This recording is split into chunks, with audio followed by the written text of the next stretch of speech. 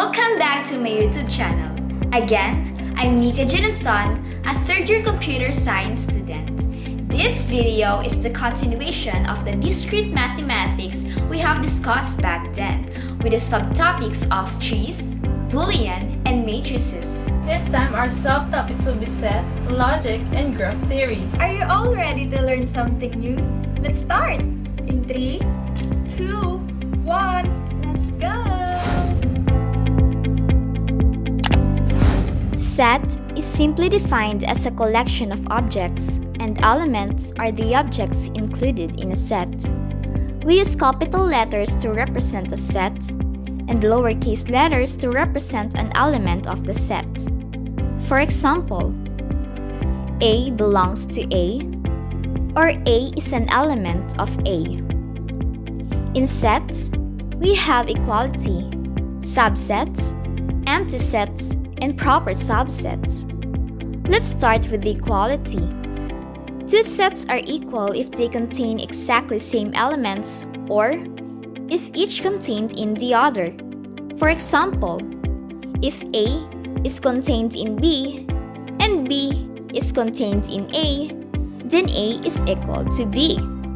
In subsets, if all of the elements of a set A are also elements of another set B, we say that A is a subset of B. For example, A is contained in B. In empty set, also called a null set, is the set that contains no elements at all. For example, and then, in the proper subset, a set P is a subset of the set Q, but that P is not equal to Q, we write and say that P is a proper subset of Q. We also have the power set. The power set of S is the set of all subsets of the set S. The power set of S is denoted by. For example, what is the power set of S is equal to 0, 1, and 2? Let's answer this. So the first one is the null set, then 0, 1, 2, 0, 1, 0, 2, 1, 2, 0, 1, 2. Let us now proceed to the basic set operations. It consists of union, intersection, and disjoint. In union, the union of two sets A and B, written, is the set of all elements that are in A or in B or in both. In intersection, the intersection of two sets A and B, written, is the set of all elements that are in both A and B.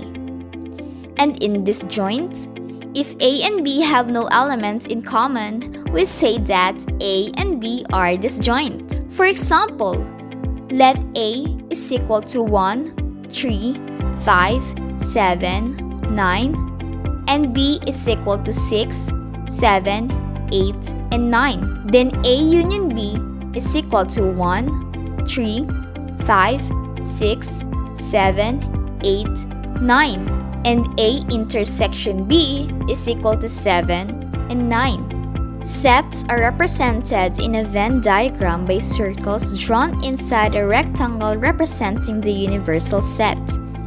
The region outside the circle represents the complement of the set. The overlapping region of two circles represents the intersection of the two sets. For example, what is A union B? So you are going to shade these parts. Another example, what is A complement? You are going to shade the part that are not in A.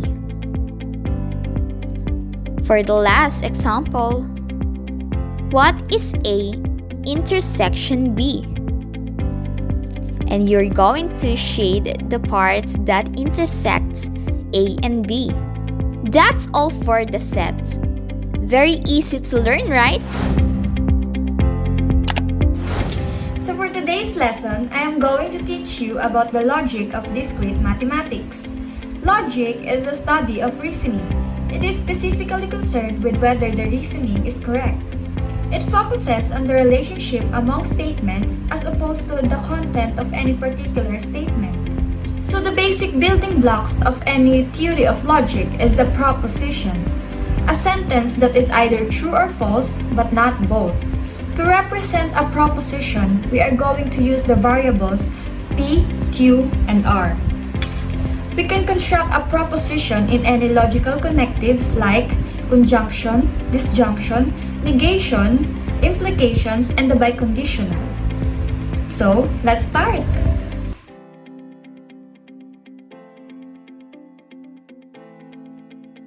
Conjunction is denoted by P and Q.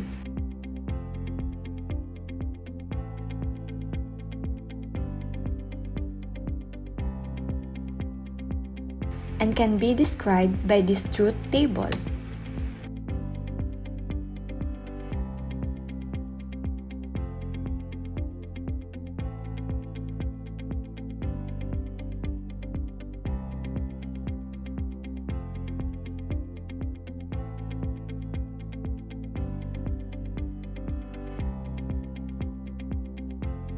Disjunction is denoted by P or Q.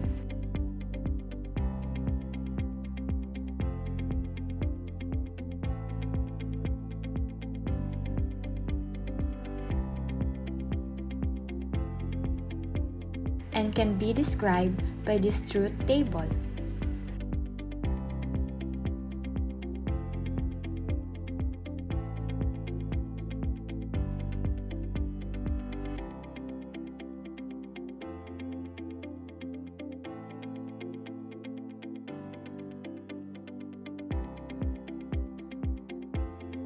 So let's have an example. If P, it is raining, Q, it is cold,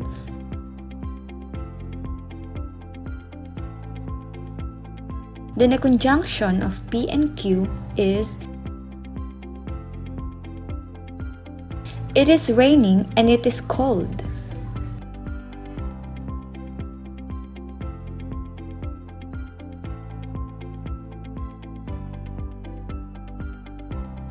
In this example, the disjunction of P and Q is it is raining or it is cold.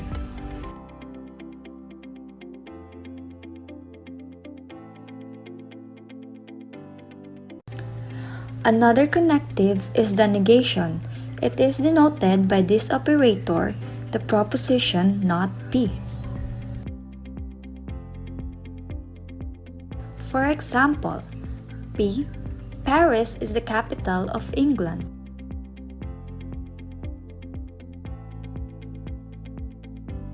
Then the negation of P is Paris is not the capital of England. Let's have another example. Write the truth table of each proposition. Number 1, P and the negation of Q. Now let's find the negation of Q. So, the negation of T is F, F is T is F, F is T. So the conjunction of P and not Q is true and false is equals to false. True and true is equals to true. False and false is equals to false. False and true is equals to false. Number 2 example, the negation of P or Q. So let's find the negation of P. The negation of T is F, T is F, F is T, F is T. So the disjunction of not P or Q is false or true is equals to true. False or false is equals to false. True or true is equals to true. True or false is equals to true. P, there is a storm. Q, it is raining. Let's also try to represent proposition symbolically. Number 1, there is no storm. So the answer is the negation of P or the proposition not P because of the word no in the sentence.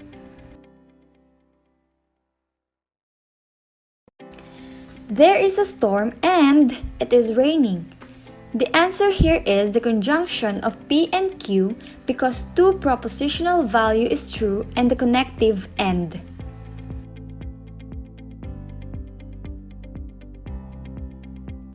For the last example, either there is a storm or it is raining. The answer here is the disjunction of P or Q because the two propositional value is true and the connective or. So, do you now understand the three logical connectives? Now, let's proceed to the remaining two connectives, the implication and biconditional. The implication or conditional is the proposition if P, then Q. There are other ways in expressing implication. Let's have an example. Let's rewrite the given implication in other forms. The original sentence given is, if it snows, then the streets are slick. P, if it snows. Q, then the streets are slick. If we were to express this implication, it would be if P, then Q. Let's try a different expression. Number 1. The streets are slick if it snows.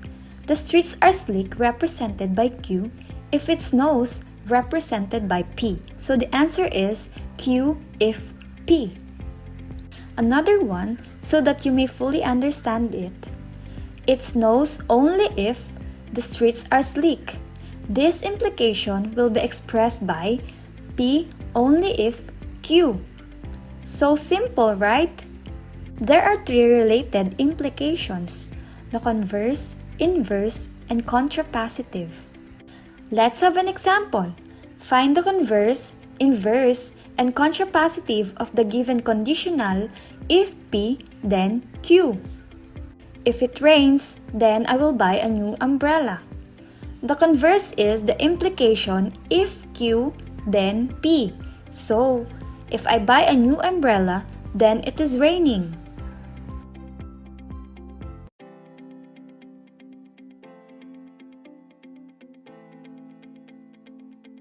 The inverse is the implication if not P, then not Q. P and Q are replaced by their negations. So, if it does not rain, then I will not buy a new umbrella.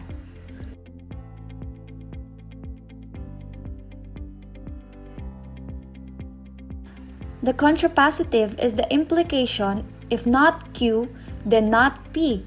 It's like the alternate of the inverse. So, if I do not buy a new umbrella, then it is not raining.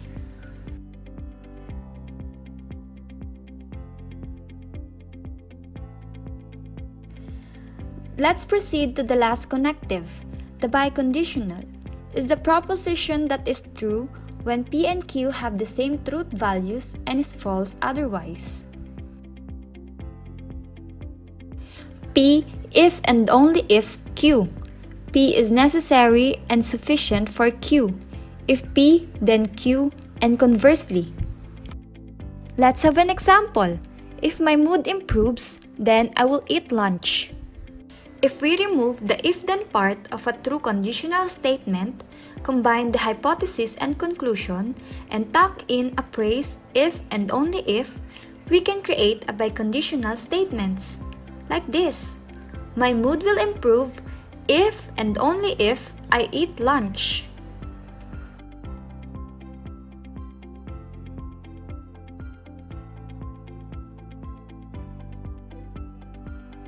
That is all for the logic of discrete mathematics. I hope you learned something. Thank you for listening. So graphs are collection of V as vertices and E as edges. So vertices are labeled with points or dot while edges are the one who connects the points.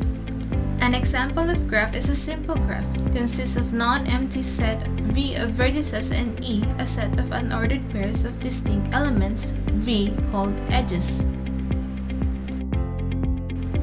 A multigraph contains multiple or parallel edges in a set V of vertices. A A loop is an edge that connects to a vertex itself. And a pseudo-graph contains loop of edges in a multigraph. A directed graph consists of a set of vertices V and a set of edges E that are ordered pairs of elements V which have directions. So moving on to basic terminology of graph theory. We call it incident when a pair of vertices are connected with an edge. Two vertices U and V in an undirected graph are called adjacent. And when the vertex is alone, we call it isolated. So now let's answer the given question. So in this example, if a vertex has an edge hitting another vertex, we will be putting number 1. If it's not, we will put 0. So A doesn't have a loop, so we will put 0. A to B, we will put 1. A to C, we will put 0. A to D, we will put 0. A to E, we will put 0. A to F, we will put 1. A to G, we will put 0.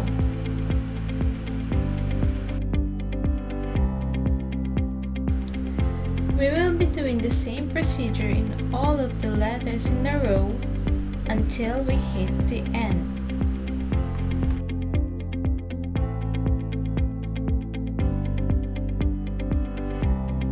So this is our final answer. Next is the adjacency list.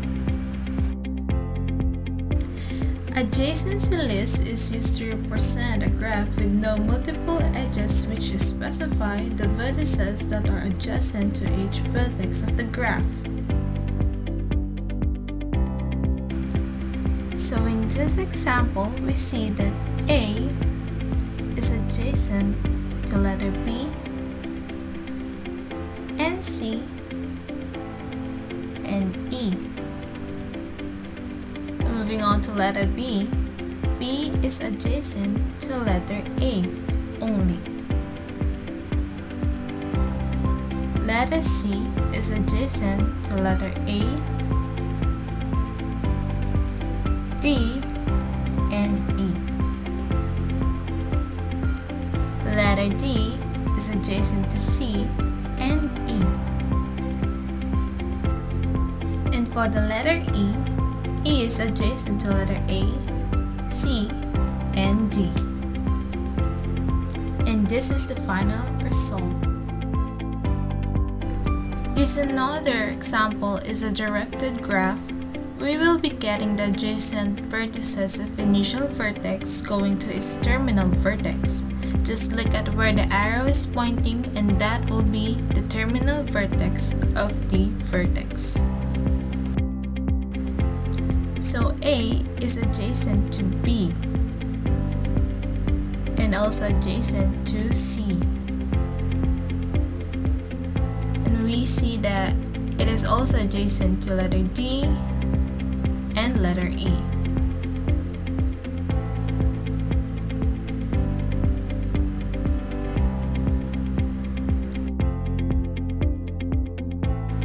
So letter B has a loop, which is B is adjacent to letter B and not on letter A because it is not pointing to letter A. So B is adjacent to letter B and B is adjacent to letter D, and that's all. Moving on to letter C, we saw that C is adjacent to letter A and it has a loop, so C is adjacent to letter C. C is adjacent to letter E, and that's all. For letter D, E is not pointing to any other vertices, so that D is not adjacent to any of the vertices. Move on to letter E.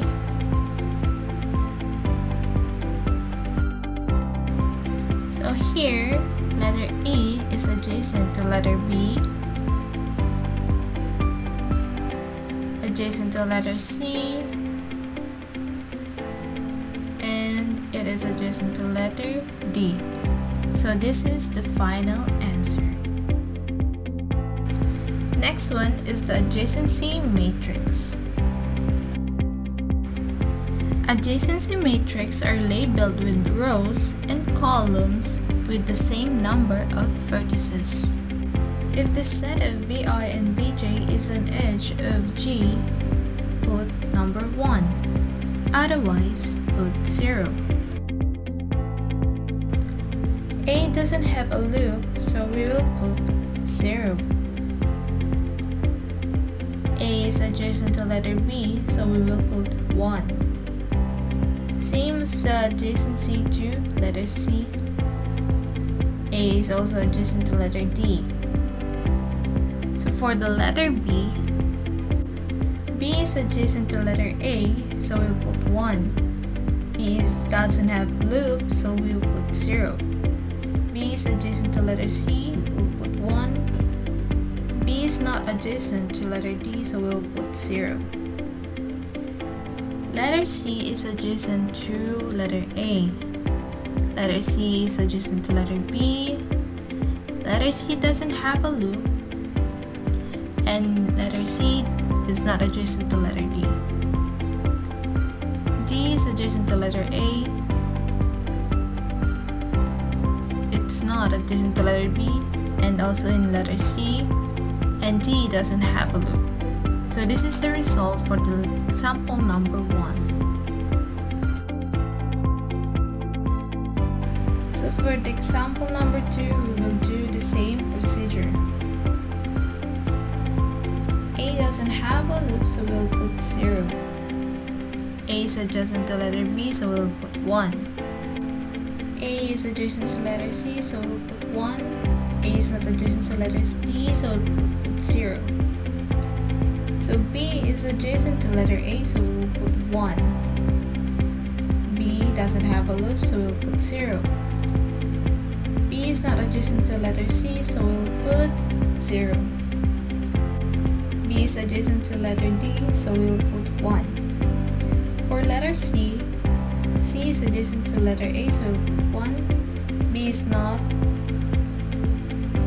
C doesn't have a loop, so we'll put 0. C is adjacent to letter D, so we'll put 1. For letter D, D is not adjacent to letter A, but it is on letter B and also in C. So D doesn't have a loop, so we'll put 0.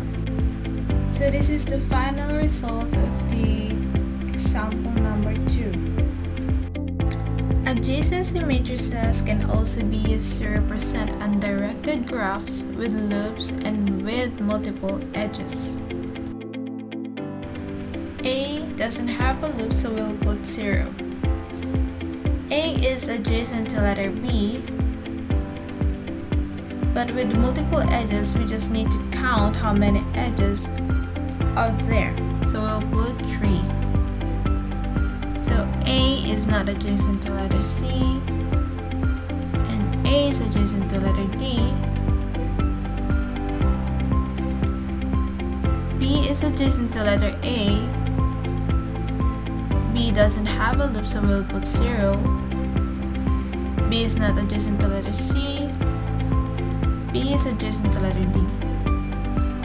So for C, it is not adjacent to letter A. It's not adjacent to letter B. C does have a loop, so we will put 1. C is adjacent to letter D, so we'll put 2. D is adjacent to letter A with 2 edges. D is adjacent to letter B, also on C. doesn't have a loop. So this is the final result of the example number 3. So our next topic will be the incidence matrix. Incidence matrices will be labeled with rows of vertices and column of edges. So we see that E1 is incident of V1, so we will put 1. E2 is incident of V1, so we will put 1. E3 is not incident to V1, so we will put 0. Same goes to E4, we will put 0, E5, and E6. So V2, E1 is not incident to V2, so we'll put 0. Same goes to E2, so we'll put 0. E3 we'll put 1, and also in E4. E5 we'll put 0, and E6 we'll put 1. In V3, E1 is not incident to V3, so we'll put 0. Same goes to E2 and E3. Also in E4, E5 is incident with V3, so we'll put 1. So on V4, E1 is incident with V4, so we'll put 1. 0, and in E3 we'll put 1, E4 we'll put 0, also in E5 and E6. So for V5, E1 is not. We'll put 1 in E2, on E3 we'll put 0, on E4 we'll put 1 and also in 5, and on E6 we'll put 0. So this is the final result for the incidence matrices example.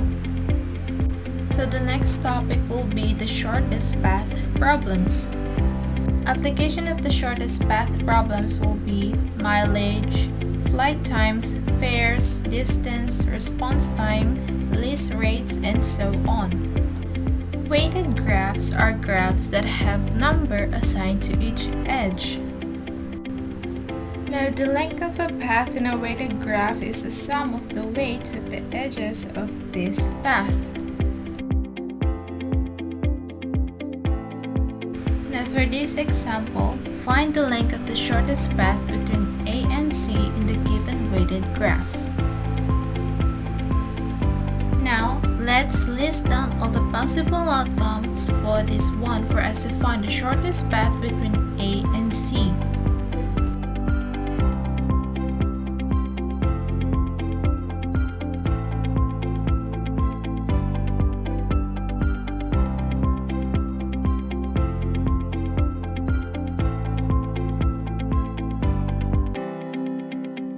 So after that, let's get the total of each possible outcomes you've got.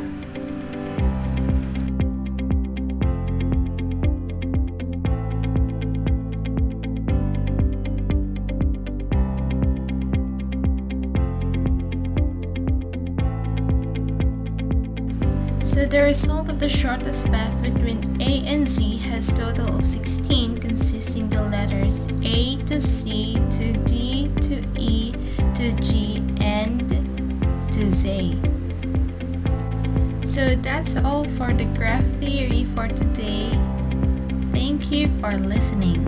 I hope you learned something from us again this time. If you have any questions, comment down below and we will surely get back to you. This will be the end of the Discrete Mathematics discussion from Part 1 to Part 2. We would also like to hear your feedback, so comment, like, share, and subscribe!